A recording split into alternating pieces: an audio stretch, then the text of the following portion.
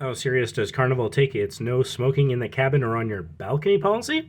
Well, there is a $500 fine that is in the cruise contract, and in your cabin you'll see a sign like this: fresh air only, thank you. There's a $500 fine for smoking in your room, so please don't do it. But that's not all.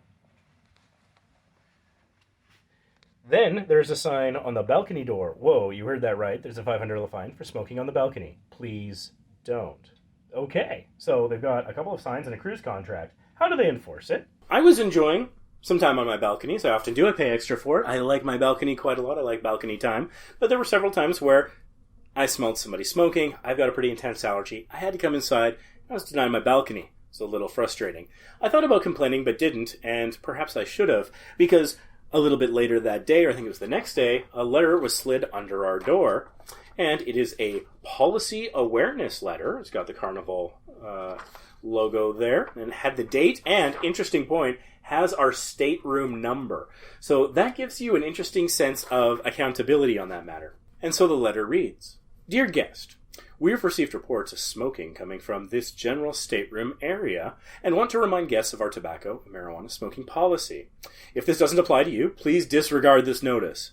And so that's when I would have disregarded this notice, except I'm here to bring information to you, our viewers, and so just showing you how they enforce this. And so the rest of the letter goes on. Carnival Cruise Line is dedicated to the safety of all guests and crew. Smoking is both a fire and safety hazard. Consequently, it is strictly limited to specific exterior deck areas and designated casino nightclub spaces that can be monitored. It's interesting that they say fire and safety, not fire safety. So it's interesting that the safety hazard goes beyond just the risk of fire. Something to think about. All guests are expected to adhere to the following safety guidelines. All staterooms and suite accommodations, including outside balconies, are non-smoking. Non-smoking is in all caps. This policy applies to all forms of smoking, including but not limited to cigarettes, cigars, pipes, vaporizers, electronic cigarettes, and marijuana. This means vaping as well, in case that's at all unclear. Carnival recognizes that some state and local governments in the U.S. and in the destinations we visit might allow marijuana use. However, Carnival Cruise Line follows U.S. federal law, which strictly prohibits possession and use of recreational, medicinal, marijuana, and other illegal controlled substances. Any violation of this policy will result in a $500 charge per violation. Now that's interesting. That I don't think the signs made very clear. Per violation. So each time they catch you, 500, 500, 500, 500. That could rack up quickly if you continue to violate the policy. That's interesting to note. So any violation of this policy will result in a $500 charge per violation posted on the guest sale and sign account, and may also result in the disembarkation of all guests in the stateroom. One person smokes in the room or the balcony, and everyone gets kicked off at the next port. They reserve the right to do that. So just don't do it, especially when there's alternatives. I don't understand it. Guests who are disembarked for violating our policy will be responsible for all financial charges and expenses to return home, and no refund of their unused cruise fare will be provided. Emphasis mine, there's no bolding or underline or caps there, but I'm trying to make this interesting. Additionally, they may be prohibited from sailing with Carnival Cruise Line in the future. Our smoking policy is included in Carnival's cruise ticket contract. Please refer to the Carnival Hub app or the Good to Know flyer in your stateroom for designated public smoking areas.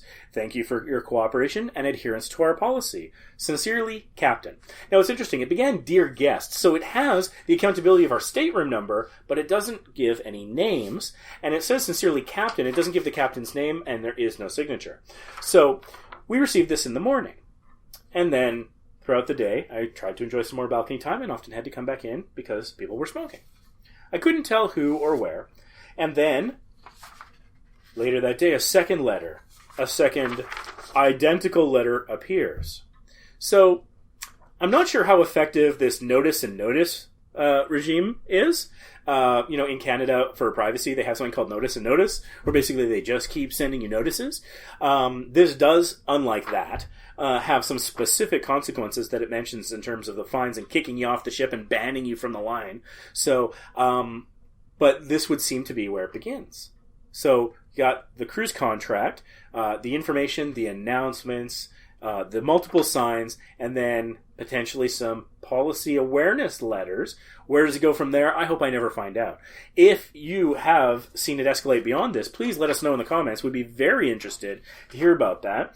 And also your thoughts about this. What do you think about this policy? Personally, I think it's a good policy. I had a conversation with our cabin steward after the letters came because I didn't want to get tagged for this. I mean, I can't smoke. It would literally kill me.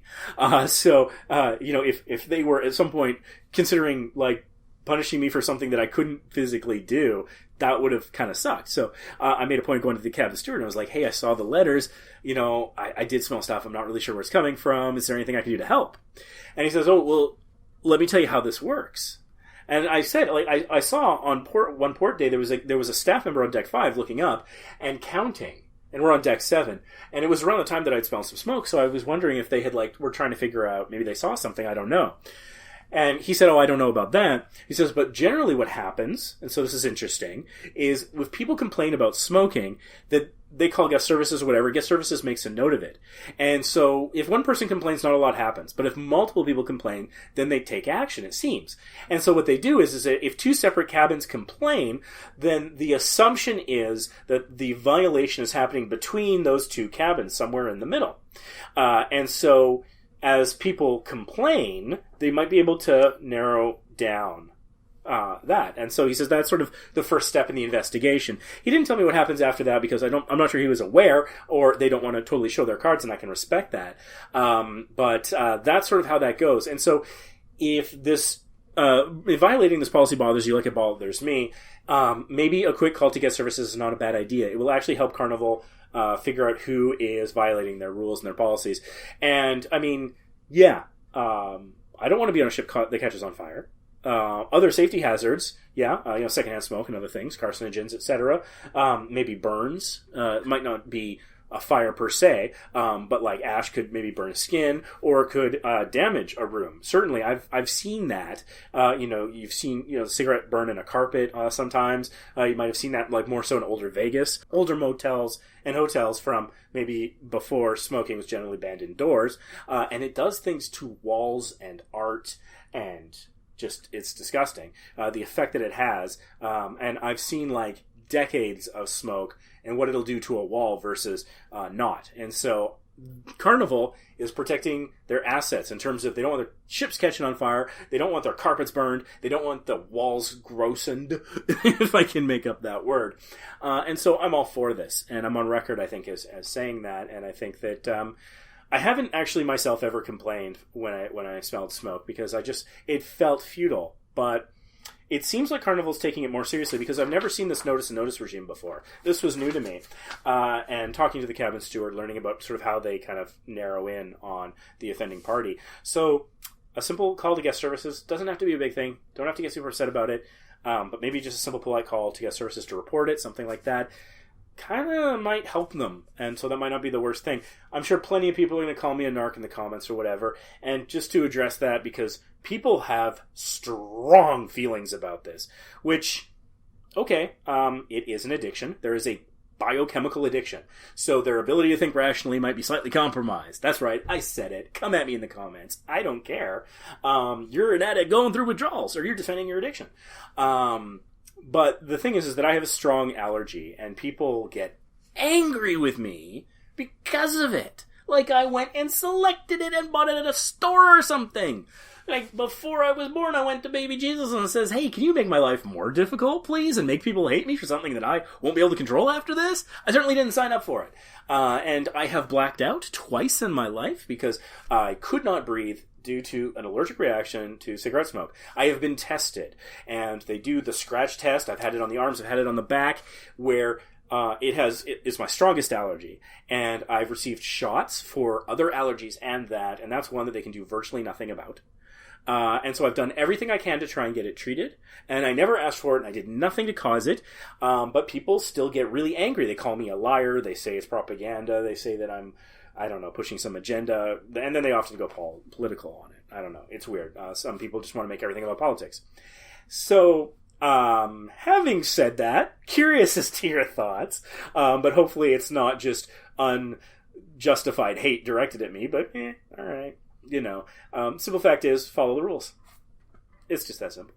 And in our Facebook group, which you can join, our first rule is to follow Carnival's rules. For example, I am a YouTuber. I'm on YouTube. Hi, this is YouTube.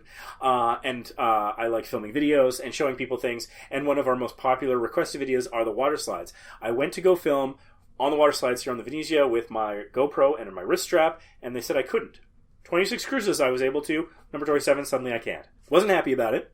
Didn't make a big scene on it. I pointed out. It's like, hey, in November and December, I went on 3 cruises. I filmed on all 3. No problem.